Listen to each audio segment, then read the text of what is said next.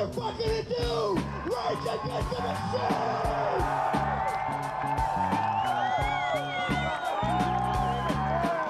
That's likely, but it's not just that we're angry. It's like a combination of anger and intelligence, and that's the way you get things done, I think, by combining those two things and being directed with it, which is what we want.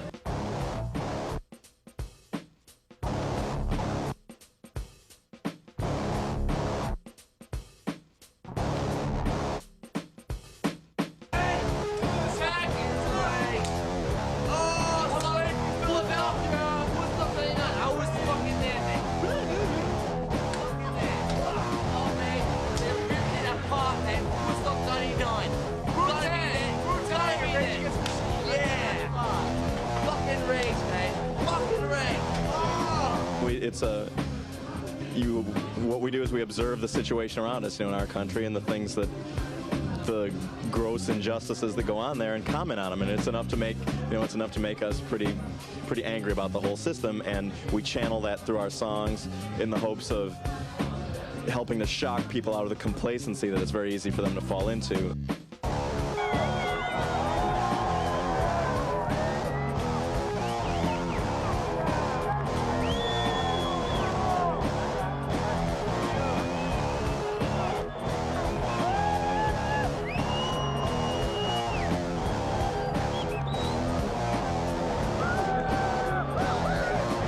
And to start confronting our problems instead of escaping from them, which a lot of music is about, is escapism, and we're about confrontation, so.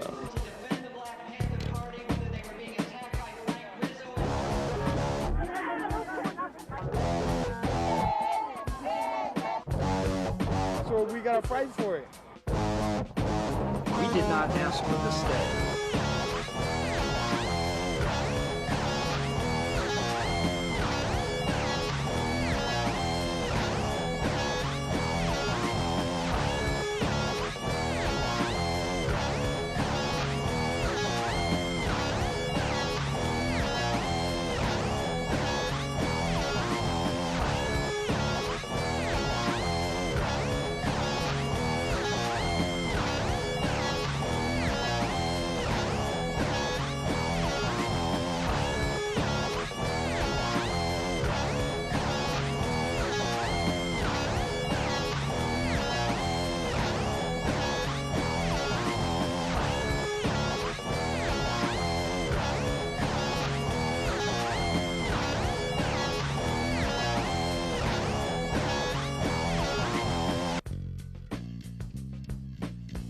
The driving forces behind the band,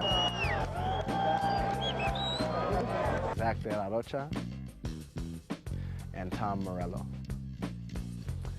Zach grew up in Irvine, a suburb of Orange County.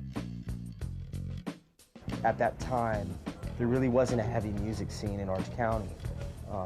And they actually were the pioneers of what's become, really good heavy music. If it wasn't for Rage, there wouldn't have been, a lot of the good heavy stuff that you're hearing nowadays. They kind of opened the doors for all that.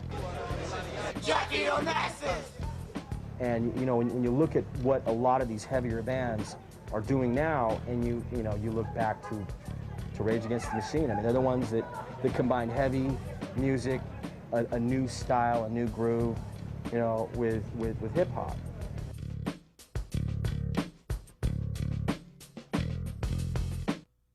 His father was an activist, a muralist who painted about Chicano life and history.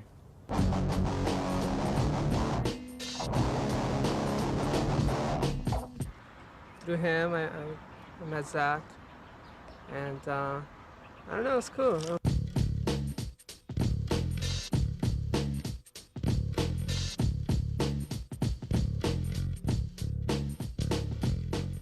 I met him in Highland Park. I met him through his father, who's also a muralist, painter. In fact, one of the very, very powerful, very famous Chicano painters. People in the community really say, hey, I like that. I'm not going to destroy it. Because if the mural is weak, you better believe there's going to be some tags on there. And it's amazing because it's like you realize that these murals are are alive and they're like a wounded beast. And these tags are just gonna come in and eat it up, you know, until it's gone. You know, it just kind of came about where they needed a roommate, you know. Just moved in, and that's where, you know, I was basically on the same tip as he was, which was so amazing to me because I was saying what he was saying through the paintings.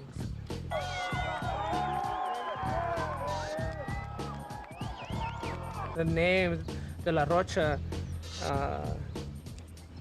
it really like connected because I automatically thought of his father, you know, Beto De La Rocha.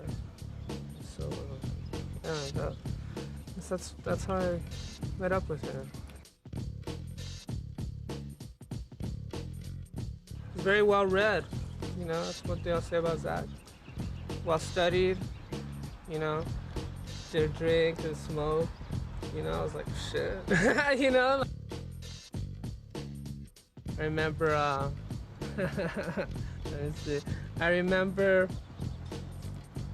Zach riding a skateboard in my dog Pogo, biting his ankle, and then him being all pissed off because he took a piss on his pillow. We had a lot of real cool times, man. Tom, a Harvard graduate, grew up in Illinois.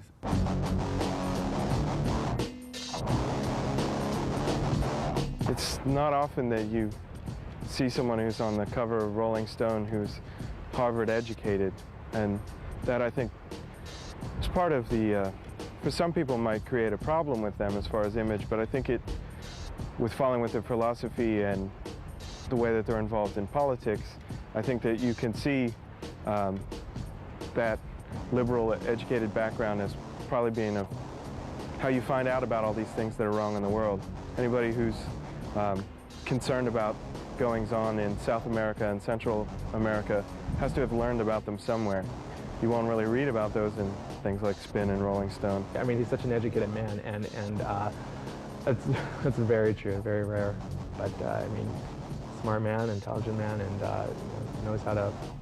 knows what he's doing on the guitar. I'll say that much.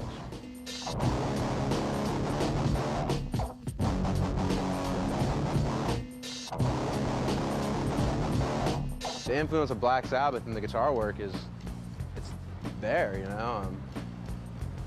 In the drumming, I hear a lot of Bonham and stuff, but like, you know, I don't think it's a terribly bad thing. I think that they've done justice to it, you know, like in the sense that like their influence was sort of apparent, but they've definitely added their own take on it. So it's not like they're blatantly ripping anybody off, you know.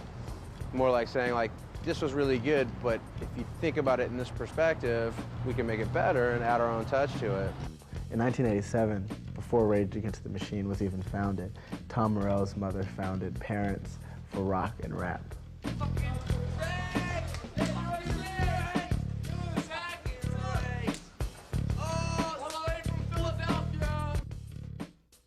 I grew up with two of the members, and me and the bass player, you know, we've been tight, we've been good friends for a long time, and early on, you know, we used to jam together, you know. Tim's been Zach's friend since elementary school.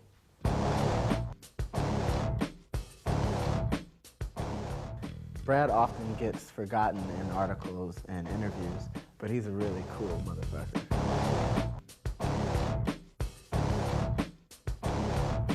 They're from Los Angeles, but if you didn't know, I don't think you could tell. They don't look like real hardcore. I mean, without knowing them personally, you wouldn't know what they've been through. And that's a gift to show. I mean, there's no way of knowing any of their problems because they just take care of business. They're right on track. Right. The first time that Tim came into my work and he played me, I guess, a rough of the first record, I didn't get it. I didn't understand heavy music with rap music. And then, you know, I didn't know at that time that I'd be hearing, you know, I was hearing actually something that was just the beginning of something huge.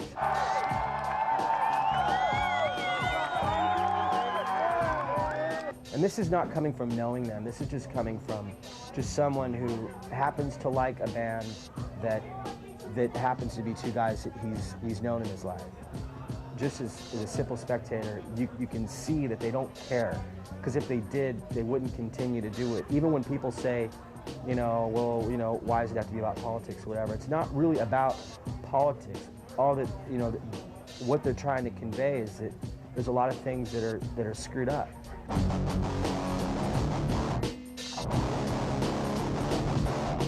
Dip in the sack, swallow the yak because it's on tonight. Beat on hit, just like the spliff. Don't even trip, float like a ship.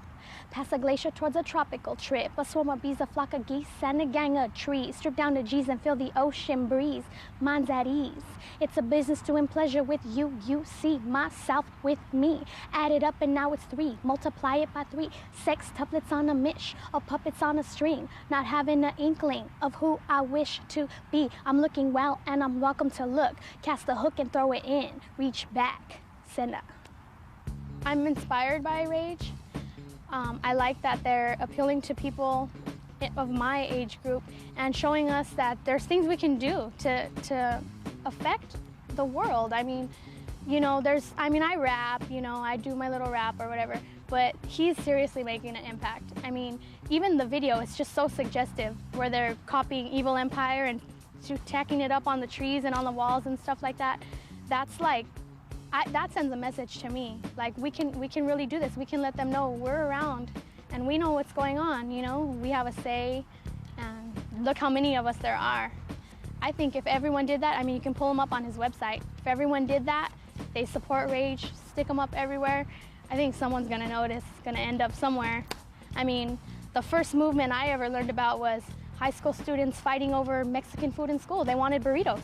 They didn't want hot dogs and ham sandwiches. They wanted burritos, and look what we have now. Tacos, burritos, that's just the beginning. It goes on and on from there. Next you want to celebrate Mexican holidays. Next you want the black holidays. It starts from a burrito. Zach was involved in the regeneration project of East LA, where he played free concerts and participated in fundraisers.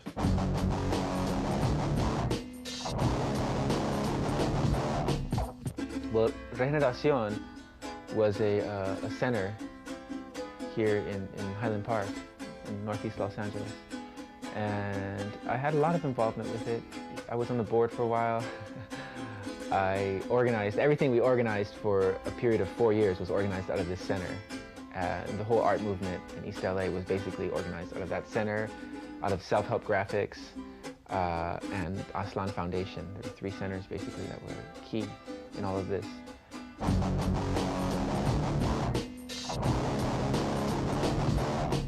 was like, damn, come on, let's get together here. We got this huge 5,000 square foot loft, man. Let's use it. And built a stage. We had meetings. We, had a bunch of artists come in, and we talked together. Once a week. At least with formal meetings, and we began to really sit down and to strategically organize on how we're going to fight for what we believe in via the arts. It housed so many different things, a pirate radio station, like I said, the organization of this encuentro, many different shows that I can think of. Rage played there a bunch of times. Fundraisers. It housed for 4 years, a New Year's event marking the anniversaries of the Zapatista uprising, where different bands would play. And I always say that for Zach, man. He definitely inspired me through his actions, just through his laughter and through his smiles, and knowing that he was a real person, man. Because it's so easy for us to just categorize him as the rock star. Zach is the man. Zach is down. Zach is #1 freedom fighter from now. We got a sense of strength, to say shit. Maybe I don't have a gun or something, or I don't have all this cash or what have you, but I have the ability to go out and to paint a mural out on the streets, or to do some street theater, or to do some performance art, or to write a song or a poem, and to invite our community to watch us and to express ourselves and to learn, and at the same time we were politicizing people.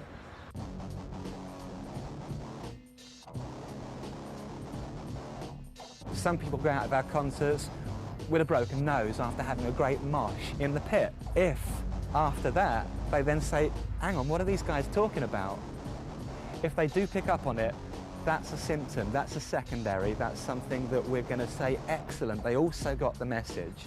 You know, people say to me a lot about how can you separate music and politics? Well, they're not actually separate. The problem is with political bands is reaching those 30 million teenagers. When they've been sold all of their lives, they've been sold this clown character, Ronald McDonald, and they've been sold a Coke and a smile and all of these easy to ingest throwaway images. We're trying to sell them the idea of actually giving a shit about people, and as soon as they hear the word politics, their eyes glaze over. So we're going to dress it up as music, the same way that Bill Hicks dressed up politics as stand-up comedy. And people went, oh, I love that kind of comedy. It's actually politics. You know, that's exactly what you're listening to. When you're listening to Rage Against the Machine's lyrics, as soon as you start re-quoting them, that's politics.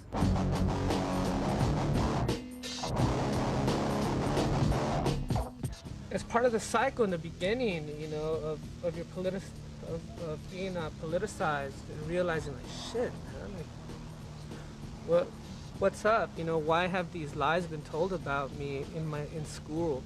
You know, why am I not one of the beautiful people in the media? And I definitely feel that, yeah, we were angry. At the same time, it's a springboard, you know, in your consciousness to go, okay, well, we don't like this, we're angry about this, then this is what we're going to build and offer, you know. I say that of the rap metal bands, you know, of the bands in the past few years that have combined, you know, hip hop and heavy metal, I think that Rage is the most political. You know, they have an actual political agenda and a real fire inside them about issues. Unless you're the CEO of Sony or you know, that you're basically the help, you know, and you're going to get treated like that. No matter how much money you make, you're still the help. You'll never be what they are. And people do level this accusation. Well, you know, you're with a multinational corporation yourselves, with your record deal, and you know we can fall prey to the same accusation, but that's what gives us our platform. If we didn't have that record deal, then we wouldn't have a platform. We wouldn't be able to try and raise awareness. They were starting to break out from being an underground phenomenon to being more of a national phenomenon. There was a lot of dissension among people who'd supported them all along, who had similar political views and were thinking, well, if they're a band that believes in all of these things that are politically correct, then why are they signing on with a major label? And there were some people who were, you know, there were discussions among people who liked their music but didn't like their politics, or people that liked the politics but couldn't particularly stomach the music. And it's a typical debate between bands who try to adhere to some sort of lifestyle that's committed to almost the religious vows of poverty and chastity, or whatever you want to say. People say, well, you know, fame and, you know, popularity is going to change you and you're going to turn into an arrogant son of a bitch. I haven't really seen a great deal of that. I think if you're an arrogant son of a bitch to start with, then you're going to stay an arrogant son of a bitch. The good thing about Rage is that, like, yeah, they do speak very politically, and they're, you know, they do have their own MO and everything, but they're also catchy. People want to go and get their aggression out and maybe not think about it. But if they go out and buy the tape, you know, there's a good chance that they're going to sit and listen to the lyrics and form their own opinion. That's a great thing, you know? You know, it's got to be difficult being Rage Against the Machine, because as soon as you take such strong political stances, people really look at almost everything you do, like the price of your t-shirts at shows. And I suppose if you're mostly familiar with pop bands and people like Sting and so on, who seem to put on the politics because it helps to sell records, with the background that they come from, there's a long tradition, or a strong tradition, of people for whom the politics is as important as the music.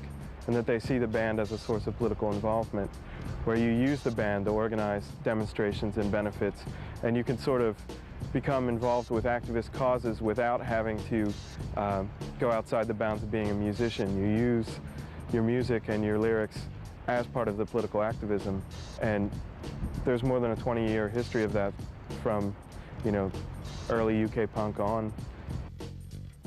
The enemy is neoliberalism and, yeah, corporate, any multinational corporation, you know, whether it be in the United States or anywhere, they're all tied to each other. Yes, I've got a platform. And that platform I'm not going to use to say, drink Coke. I'm going to use that platform, if anybody's listening, to set a good example. And the good example that I'm setting is that people are important, and that life is important, and that life is more important than anything else, and that we've got to look after each other, and we've got to make sure that we're not being exploited.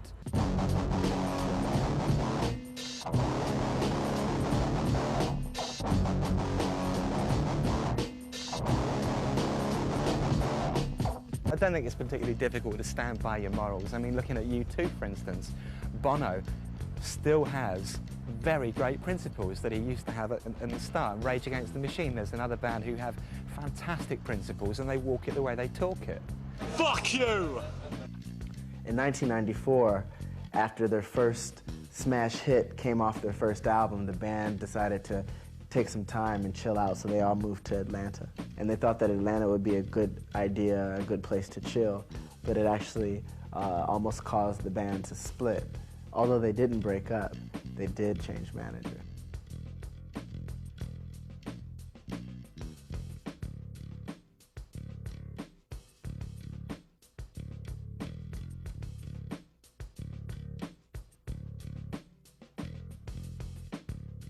In 1996, during the presidential campaign, Rage Against the Machine played on Saturday Night Live.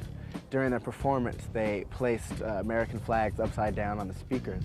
Apparently, the floor manager for Saturday Night Live got really pissed off and ripped them down. So the band only performed one song during their show and walked.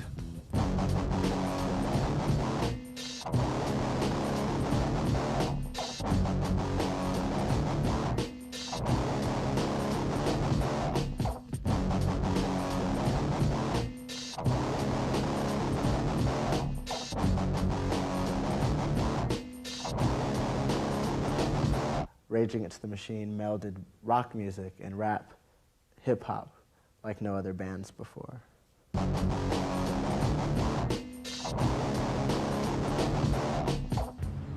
It was just different, man. It was just like from left field.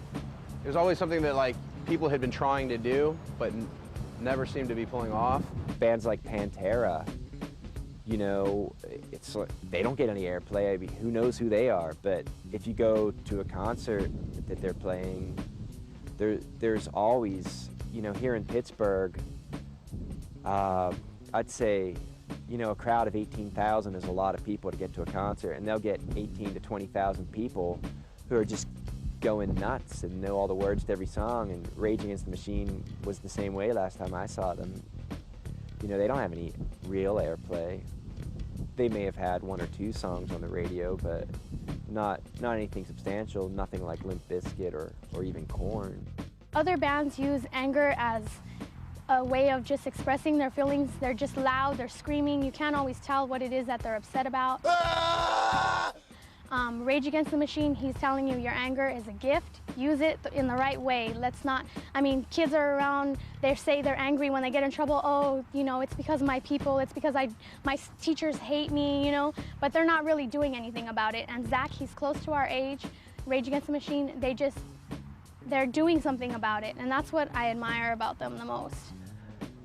The fashion seems to be spreading towards these hip-hop rock bands like Limp Bizkit and Kid Rock and Korn. And bands like those, they totally give, as far as I'm concerned, they totally just whore the whole styles together. I mean, I think it's totally done. It's like a parody. It's honestly, I think, become like a parody of itself.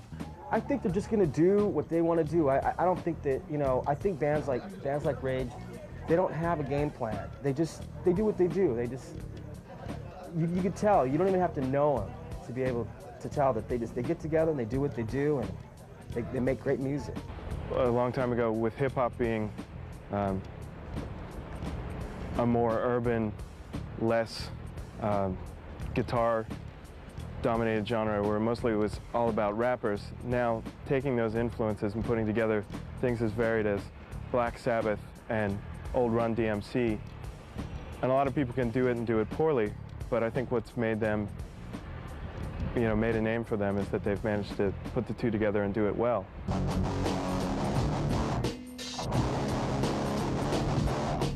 Went to see Rage in '95 in Australia, a big day out, fucking missed the guys. Now I'm seeing it here in LA too, fuck yeah. Actually, it's Astoria. It's gonna rock, man, it's gonna kick ass. I'm here, you're not, fuck yeah.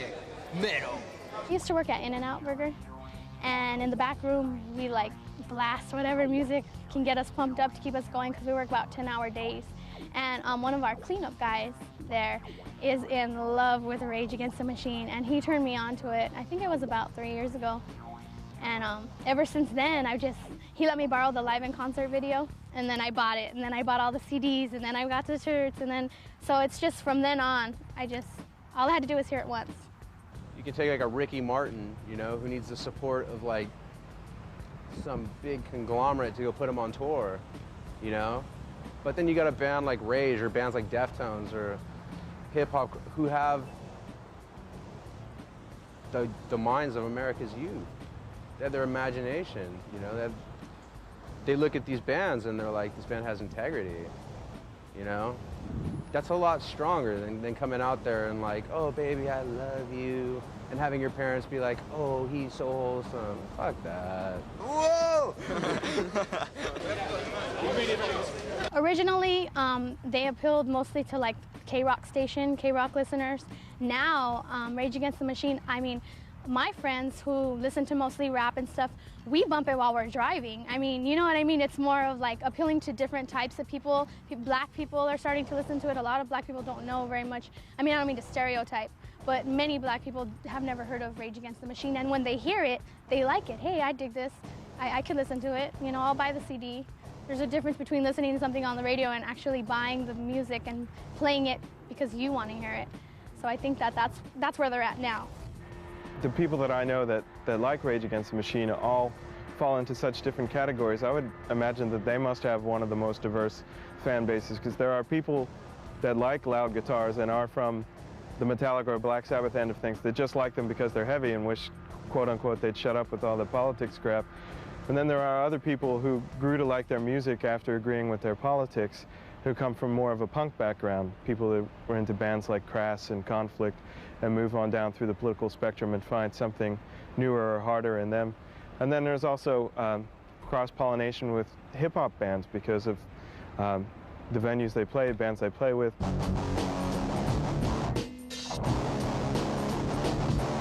Rage Against the Machine has been known to support the Zapatistas in Chiapas. They often conduct fundraisers and give money themselves.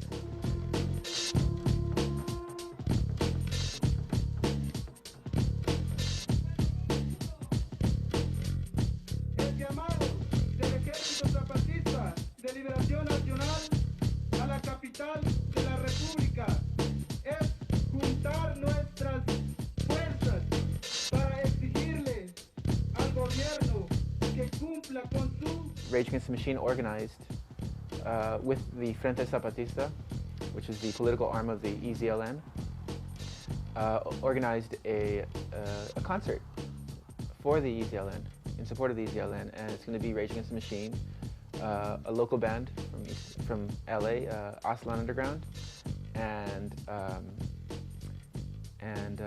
Tijuana No, a band from Tijuana, and it's straight out concert for the EZLN. I've never heard in an interview or anything when Zach was speaking and he was like ashamed of where he came from and ashamed of carrying it out in his life, You find that more and more in music, where musicians totally want to delete their background to become something that they've always dreamed of being. Whereas opposed to that, like, you never hear them hiding their influences. You never hear them hiding where they came from, you know, and how they want to go back and change that and help. I mean, how many people do you know that would go in after having a huge first record and just sort of be willing to drop it all to go to Central America and like help something that he believed in, you know, willing to leave it all behind.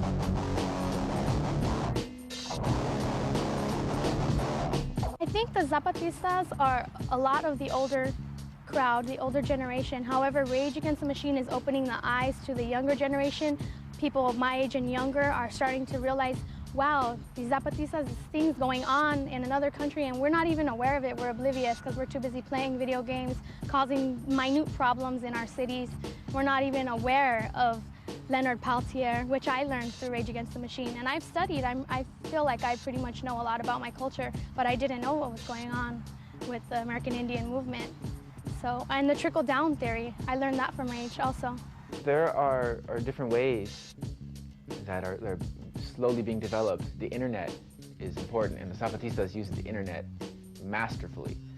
You know, they understood technology and how to use it against the people who are making the billions and billions of dollars off this technology, you know, and it was amazing.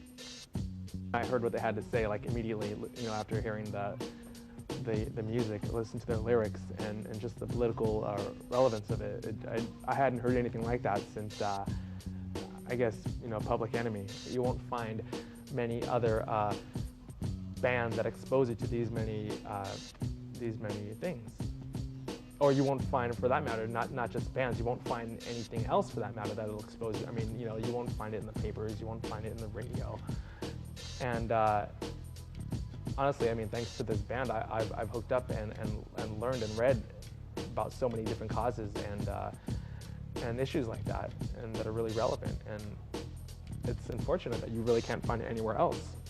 But I mean, they're there for that.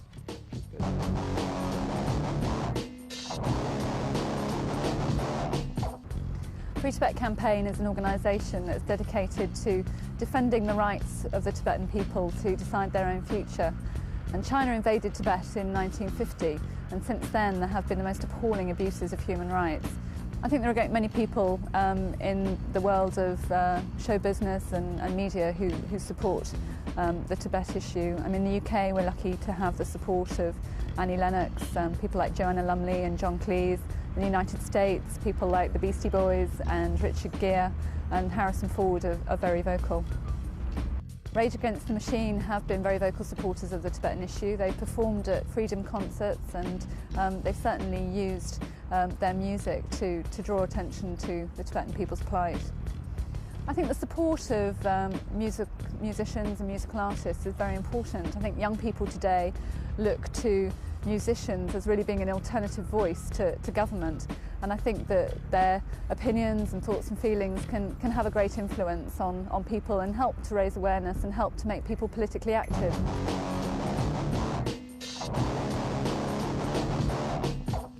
The Anti-Nazi League was set up in Britain to stop the growth of the far right here. Nazi parties like the British National Party, the National Front, who in the late 70s were receiving massive votes, hundreds of thousands of votes across London. That's why the Anti-Nazi League was set up, to confront them on the streets and make sure they couldn't march, but also to counter their propaganda and try and keep their electoral votes small.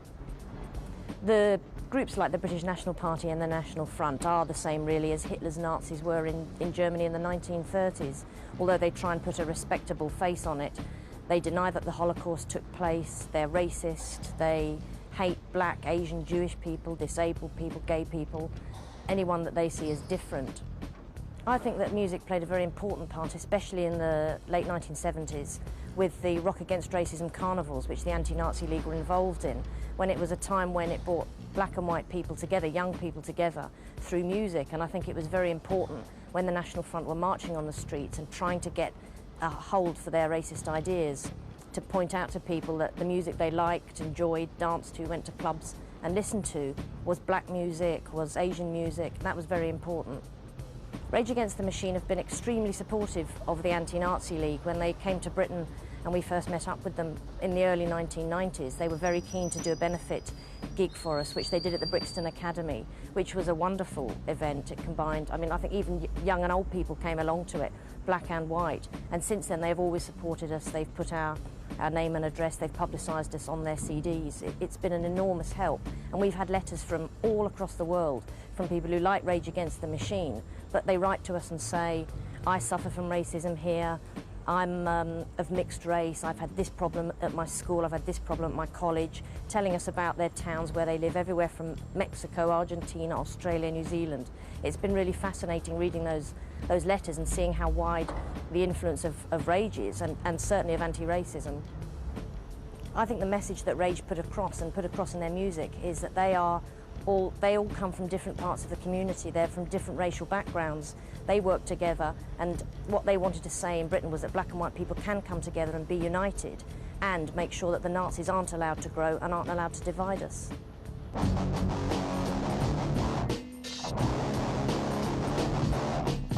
Rage Against the Machine also toured with Wu-Tang as an experiment of mixing rock with hip-hop.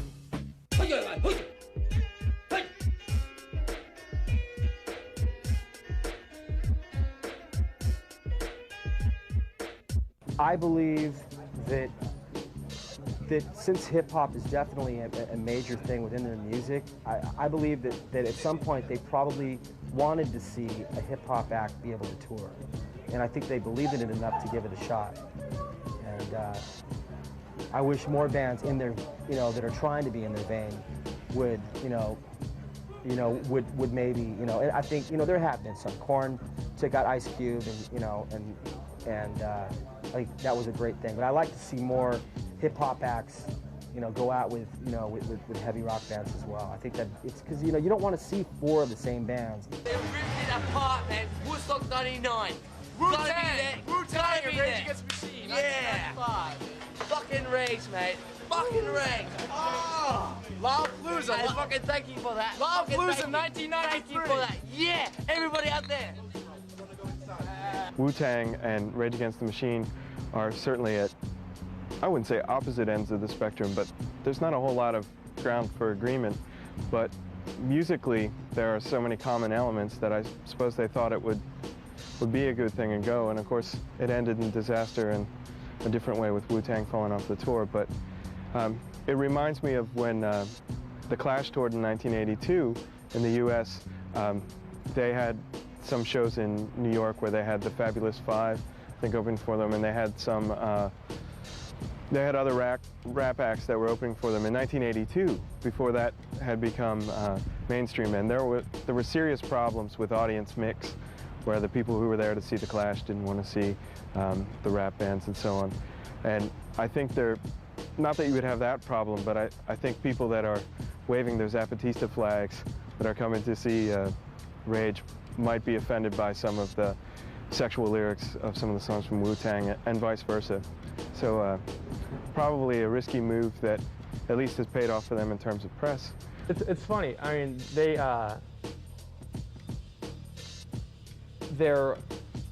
Wu-Tang is about their thing and Rage is about their thing, and somewhere along the line it kind of crashes into each other. I mean, like you said, the lyrics in Wu-Tang aren't exactly they aren't exactly friendly to like a lot of people out there, like women and stuff like that.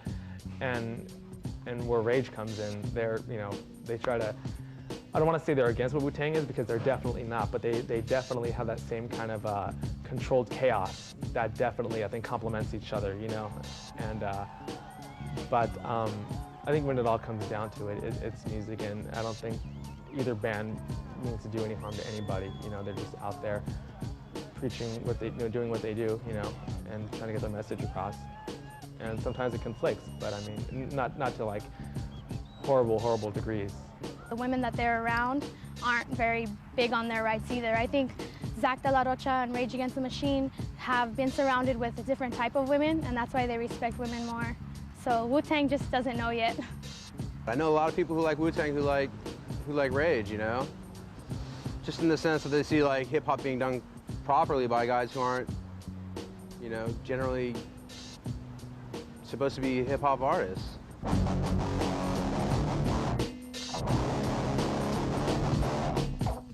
Rage played at Woodstock 99. They were on stage before all the rioting and looting and complete chaos started, but I guess many people felt that the whole Woodstock 99 was a big money-making scam, and the fact that you had to pay an exorbitant amount of money for a bottle of water, what can you expect?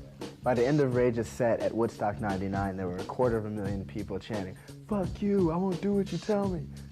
Also during Rage's set at Woodstock 99, folks were seen burning the fucking American flag. People were upset and they rioted.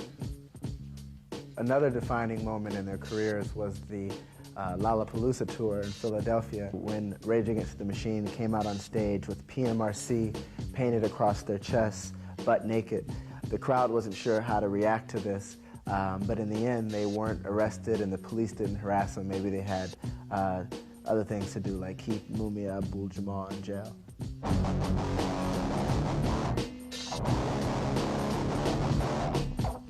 When Rage did a benefit concert for Mumia Abu-Jamal, they ran into a big wall of criticism. I mean, the band have received a lot of negative attention in the press for their work on behalf of Mumia Abu-Jamal, who was convicted for killing a police officer in Philadelphia, but it's long been a cause célèbre among the left that anyone who's read the trial transcripts or looked at it, most people believe that he didn't get a fair trial. But when you come across in the major media markets, basically coming down on the side of someone who was convicted in a court of law of killing a police officer, they've run into problems with that in trying to organize concerts in the Midwest and other places that are a little more conservative. And because of it being a cause here in Pennsylvania, there's the Western Committee to Free Mumia Abu-Jamal, and they're active here in Pittsburgh. And so some of the fundraising efforts that they've done have flowed down to people here. And I think there's cross-pollination where people who become interested in the case then hear about the bands who are disseminating information and become involved that way. And Rage Against the Machine is no stranger to controversy.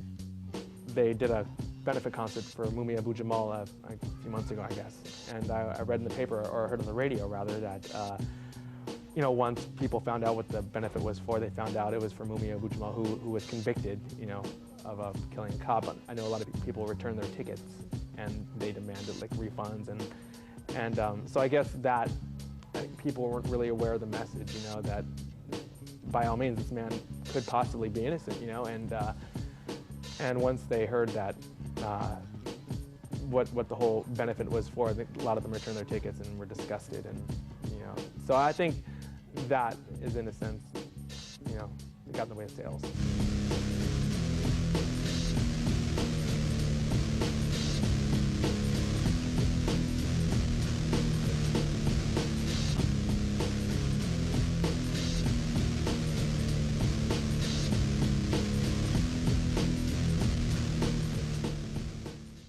As soon as you put a limit on how much somebody's worth, that's just pure evil. I was arguing with somebody about the death penalty in America a few weeks back, and they said, well, it's I don't want to have to pay for them to be on death row. I'd rather they just got executed. And I said, well, you're telling me that it's a financial decision.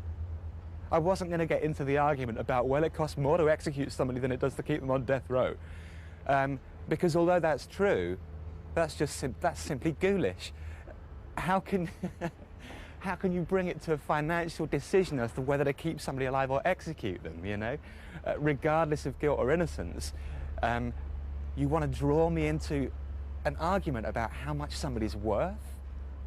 This is just... it's just evil.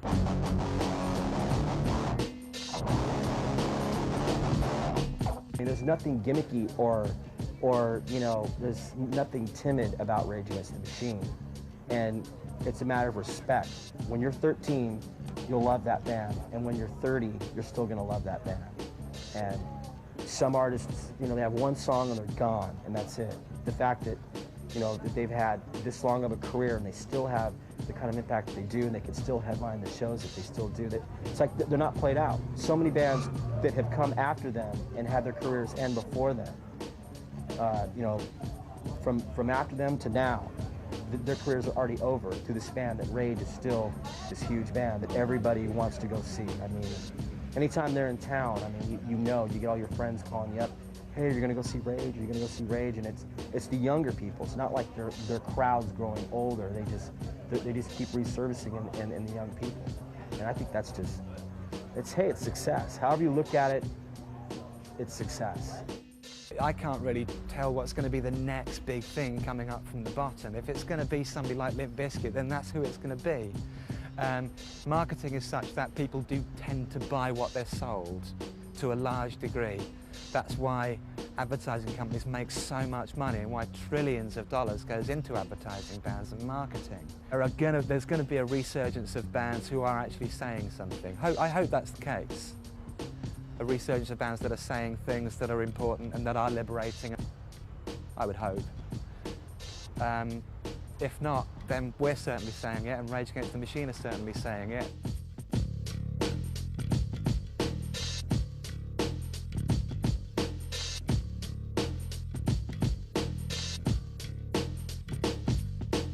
The machine in question can be seen everywhere.